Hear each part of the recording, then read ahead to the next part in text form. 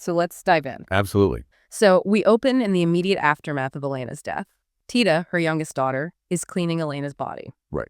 She finds a key hidden inside a locket around her mother's neck. And that key is huge because it opens a very specific forbidden box. The one from early in the story. Yes. If you remember, Tita found this exact box hiding in her mother's closet and was brutally scolded. And slapped. And slapped just for touching it. So now she finally opens it. And what's inside completely changes everything. She finds old love letters from José to her mother, along with an amber-type picture of him. And his presence shows you just how ancient and deeply buried Elena's secret love life actually was. Yeah. But what really caught my attention wasn't just the secret past, it was Tita's reaction during the funeral. Right. She's mourning a shared tragedy. Tita realizes that both she and Elena were ultimately destroyed by the exact same oppressive system. Yep. A system that flat out refused to let them love the men they actually wanted.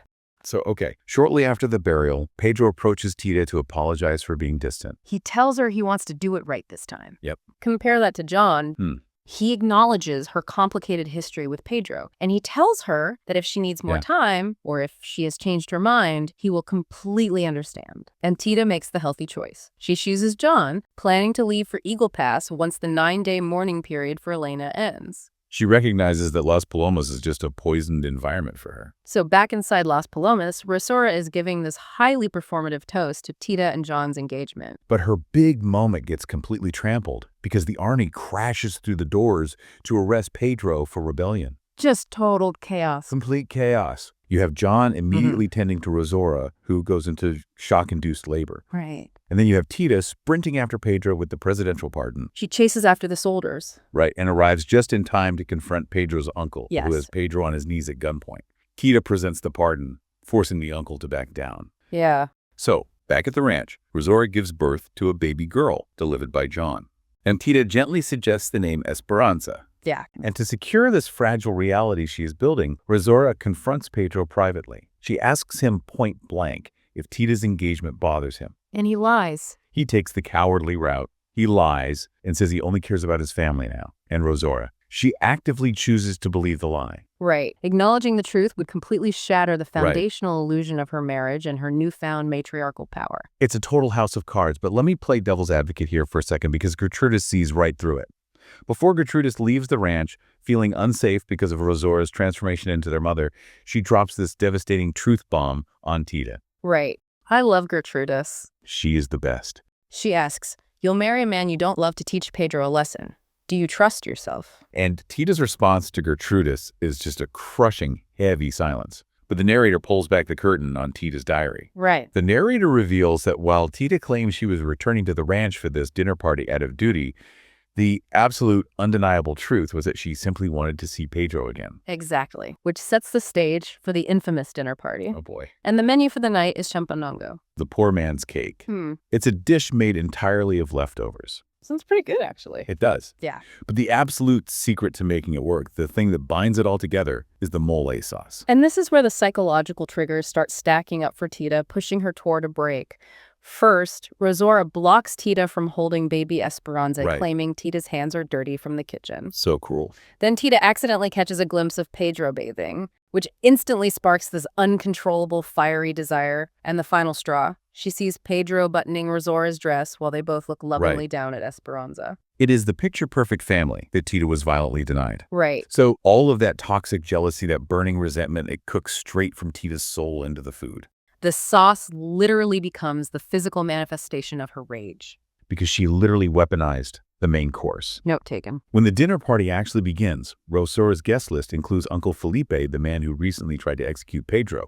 But that performative facade crumbles almost immediately once the guests start eating the Champandongo. The infection works in real time. It's a spectacular scene. Yep. It gets so intense that Pedro is gripping his glass so tightly that it shatters in his hand. And John, ever the physician, rushes over to help, but Pedro completely snaps at him. Right. You see guests suddenly snapping at their spouses, accusing each other of wandering eyes. The food is forcing everyone to express the exact ugly, jealous emotions that Tita has swallowed for years. And the fallout from that shattered glass leads to a brutal confrontation. This confrontation spills into the kitchen, where Pedro and Tita finally face off alone. Pedro is furious, accusing her of moving on too fast. Tita fires back, asking if she was supposed to just sit around grieving while he had his third child with her sister. He says, At least Rosora waited for me. Oof. He expects Tita to be emotionally available to him forever, locked away on a shelf, while he lives a full life with her sister. And it drives Tita to make an incredibly spiteful, self-destructive move. Her wedding to John will not happen in Eagle Pass. It will happen right there, in Piedras Negras. She is attempting to assert control over her narrative, but she's actually just locking herself back in the cage. Exactly. And intercut with this disastrous dinner party, we see Gertrudis giving birth. Right. When she presents her newborn to her lover, Juan, he brutally denies paternity. He has absolutely no proof. He just looks at the child and refuses to claim it. Right. He likely just can't handle the reality of fatherhood in the middle of a war, so he uses doubt as an exit strategy. And Gertrudis' reaction is incredible. She doesn't beg, she doesn't cry or try to convince him. With absolute dignity, she calmly states that if that is what he chooses to believe, she will leave. Right. Okay. Meanwhile, Pedro reveals a piece of the past that changes the entire context of their relationship. Yes. He confesses that after he was nearly executed months ago, as soon as he could walk, he traveled straight to Eagle Pass to find Tita. But he chose silence over honesty, and in doing so, he let everyone suffer. That is his tragic flaw. He continually chooses the path of least resistance under the guise of nobility. Right. Which brings us to the climax of the story. Later that night, Pedro finds Tita cleaning up the kitchen alone. They give in to their passion right there in the kitchen. But the visual storytelling the narrator uses here is brutal. As they finally come together, the narrative aggressively cuts away to show everyone else left in their wake, completely isolated. We see Rosora sitting alone in her dark room. We see John entirely alone. We see Gertrudis entirely alone. Right. And the most tragic irony of all is the voiceover. The story overlays this moment of intense passion with John's own words from earlier. His beautiful philosophical speech about finding the inner flame that keeps a soul alive. His profound wisdom about love is used to narrate his own ultimate betrayal. It is heartbreaking. And that is where we have to return to the Champandongo metaphor. Okay. The Champandongo presents as an impressive, decadent dish, but if you look underneath the dark sauce, it's just built on scraps and an unstable foundation. Oh, wow. That describes Tita's pragmatic engagement to John, but it also perfectly describes her highly romanticized idea of Pedro. She and Pedro are building this moment of grand, sweeping passion, but the foundation it rests on is spite, jealousy, and betrayal. Totally agree. So, to everyone watching this video, if you loved this breakdown, please smash that like button, subscribe, and hit the bell so you don't miss our next coverage on the channel. We want to hear from you. Drop your predictions in the comments. Will Pedro object at the upcoming wedding? Will Gertrudis return to the ranch and confront everyone? And what is going to happen to baby Esperanza now that Rosora is digging her heels in on this toxic tradition? It's going to be a fascinating fallout to analyze. Tita's actions in the kitchen that night have set a fire that cannot easily be extinguished, and the collateral damage is going to be significant. Absolutely.